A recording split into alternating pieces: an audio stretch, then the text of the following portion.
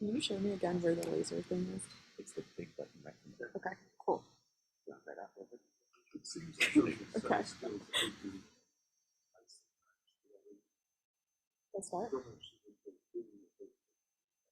Yep, we are ready. Go ahead, Jen. Okay.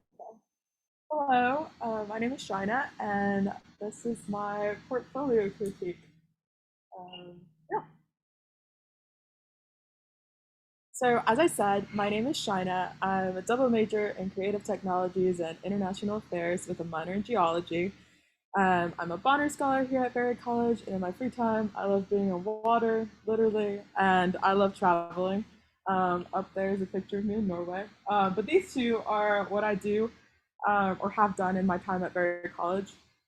I'm not sitting there in like what looks like blood, but this is actually a river that has dye in it because we were doing a dye tracer test to it, just to see where the water is ending up on the other side, making sure it's going to the places it needs to go. But yeah, my theme for my capstone this year is engineering hydrology-based technology. And a big question for some people might be, what is hydrology? And hydrology is essentially the study of water. So anything that relates to water, whether that be how clean it is, or how we're transporting it, or how we're using it, it's just anything that deals with it. And so I'm very passionate about water quality. I wrote a paper about it my freshman year and I gave a speech on it. And I really started to get to know what that exactly meant for everybody in the world. And I learned that it's just not specific to regions, but it affects everyone. All of us drink water.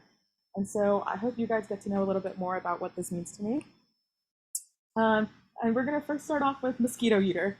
A funny name, but it's very fitting for the following project. So this is the mosquito eater right here. This device is made to move stagnant water.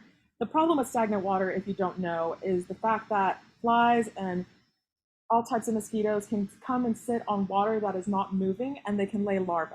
And the problem with this is once you drink the water, you can get extremely sick by the diseases that the larva contains.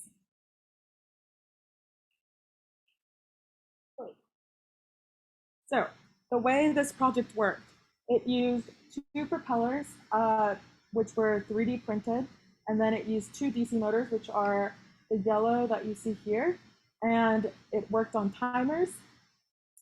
Specifically, the timers were set to every 2 minutes to move the propellers on their own, and then you could also do it manually. So you could press two buttons and you could start the propellers manually. Now, a question for some people might be, why would you need timers and for it to be manual? Well, if you are at the house, you are likely able to remind yourself to move the water and you can press it. But if you were to leave the house, or let's say it's outside, you would need timers to start it. You might not remember as quickly as they would need to be moved. So this video right here is,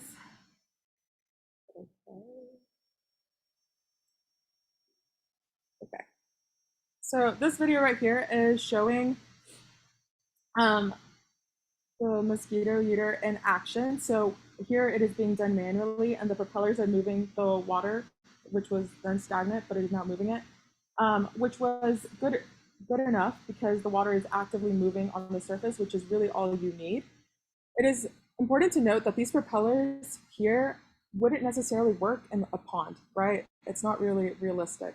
But they would work if you are collecting rainwater per se, and you have it in a barrel, because all you need is the surface, and the surface area of that barrel is small enough for these propellers to move it. And so I just really like this project, and I liked that it addressed the cause that not many people think about when we talk about water quality.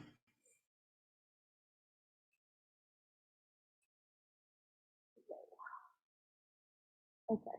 For my second project, it's called Light It, and this was a project I did for educational technology for the trip to Norway.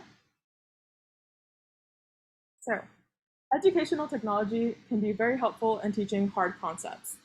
It is important for students to be able to see something in action. It's not only a good thing to actually do it tactilely, but also to see it and to hear it. You get all three angles of it, and it can be especially helpful when you're talking about hard concepts such as hydroelectricity. Hydroelectricity is generating energy through water, with water.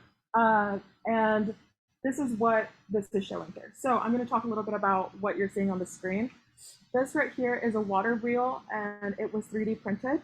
And inside this box, you have an Arduino and you have a DC motor. The DC motor is connected to the 3D printed wheel. And essentially, when you grab the water bottle, pour water, applying enough pressure and water, it turned the wheel. And in doing so, it lit up a certain amount of LEDs on the side on what we're calling the electrometer. On the electrometer, you had specific appliances in which the LEDs would reach. So depending on how much water and how much pressure you applied, it would reach different types of electronics. And so, as I mentioned, this was the electrometer. We tried to put appliances here that kids would know because this is going to be taught to middle schoolers. And so we wanted them to know that a light bulb doesn't take as much energy as a refrigerator. But we also wanted them to know the fact that, this is just a simulation. In the real world, it takes a large amount of water to get a lot of appliances to power up. And yeah, this project consisted a lot of just 3D printing using LEDs and an Arduino to just make sure that depending on how much the DC motor was turning, a corresponding number of LEDs would turn on. This is it in action. I love this picture because these are kids actively using it. The kids really enjoyed this. We went to 2 different schools, and every time the reaction was the same. They loved being able to squeeze this water bottle and seeing lights turn around, and they made predictions beforehand and even afterhand. And this was specifically really cool because Norway uses 95% of their electricity from hydroelectricity. So for kids to realize that this is how their electricity is being generated was really cool to see. I'm going to talk a little bit about my water quality research now. So this field work, what I did. So for the past couple of years at Berry College, I have been working with Dr. Giovanelli to collect different water samples or just in different rivers, specifically the 3 rivers in Rome, which are the Kusa, the Usnawa, and the Etowah River. And what I did essentially was collect water samples using a bridge board, which is basically a ladder you put over a bridge and you drop it down to collect water. And I learned how to use that type of equipment, which is real life equipment you would use out in the field, and then just test it with many different things. So you have a picture here of a lot of different samples that we were doing this one time. And yes. When it came to the lab purposes, so in the lab, we looked at specific WQI, which stands for Water Quality Index. There are 9 parameters for this. We do not test all 9. We test just a couple of them. So nitrates, phosphates, TDS, turbidity, dissolved oxygen, and E. coli. And we would save this data on an Excel sheet. And we would always do 3 samples consisting of the 3 rivers. And it was fun. I love to do it. A bit time consuming, but it was fun. For my final project, I created the TPH collector, which is also my capstone project. So the purpose of this project. So having said that I did water research with Dr. Giovanelli, I learned that there are a couple inefficiencies and problems, and I just saw things that could be done better, such as measuring simple things that we would measure out in the lab that take time in the lab, but I saw that they could be tested much easier. And so I created the TPH, which stands for temperature and pH, because those are the 2 things that this device measures. And up top, so normally we would measure with a thermometer like this, and it has a string on it because it gets lost pretty easily in our equipment, so we always have to remember. This is a waterproof notebook that we also have to carry with us. And this right here is kind of the setup that you would see at the lab. It's just like step 1 out of 10 that you have to do each time you are at the lab. So how the TPH collector works. Basically, I wanted to create something that could collect the pH and the temperature and use an LCD screen to let you know what you were looking at specifically and be able to log the data that you were measuring onto an SD card. And then this SD card could be then taken and that information could be transferred to an Excel sheet because that's what we do out in the field, as I had mentioned. These right here are two different prototypes. So the first one that you see on the left was the initial stages. There are a lot of wires here. There are a lot of components. On the right, it's much better, much cleaner, I would say. Uh, you have a PCB and it has all the components. So this right here is the pH sensor. This is the Dallas One temperature sensor. This is the SD card, the Arduino Nano. There's buttons right here and the LCD screen. This entire system is powered by just simply a battery pack, which is really efficient and neat because you can charge it and then reuse it over and over again. Some things that I loved about this project were the fact that I was able to combine my understanding of different CRT concepts and also my understanding of hydrology and just water quality in general, and be able to do something that would be useful for me in the field. This right here is a picture of my enclosure. So I went through a couple different steps for this, and I ended up being a box. And these box has like little like holes right here on the side, like stilts almost, to be able to hold the box in place. And it's very simple to hold. It's very lightweight. It even has a hole right here, so you can access the battery pack at any time you need to.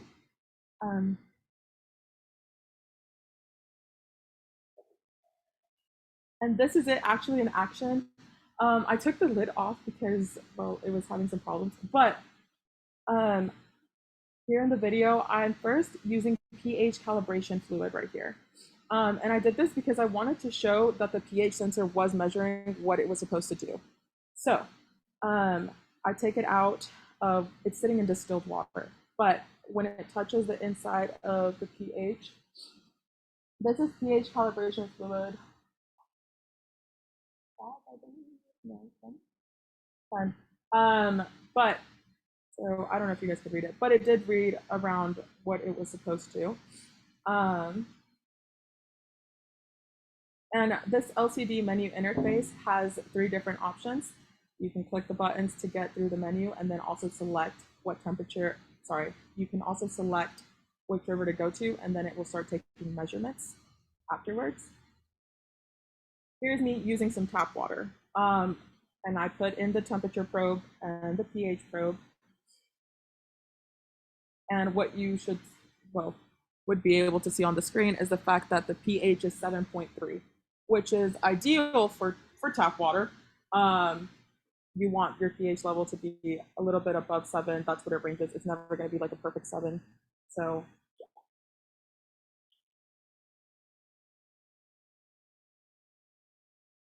So what's next? For me, this looks like taking a break from school. And I want to do this by gaining new experiences traveling, and then hopefully in the future, continue advocating and informing people what it means to have clean water and what they can do to be a part of the solution. For me, traveling means I want to go to New Zealand. I have friends who recently just moved down there, and they said, hop on a plane, we got the rest if you want to come down. So I'm really excited just to see new places, try new food.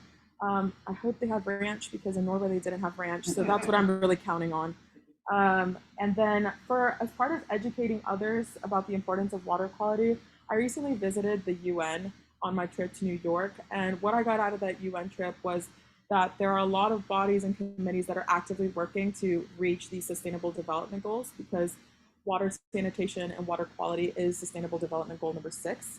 And we're trying to reach these by 2030, and they require people to understand what it means to have clean water and how many people still don't have access to it. And that's extremely important to me. There are a bunch of NGOs out there right now that are doing this type of work. Some of my favorite right now include this NGO out from California, which is the Water Project. And what they do is build wells in places that need them, but also they go around to schools all over the country and actually present presentations to students so they can understand their impact and what they can do, which entails, fundraising and closing the tap when you're not using it. All of these different things that we wouldn't necessarily think about, they are doing in a presentation. And so, yeah, I think that would be very cool to do and advocate for.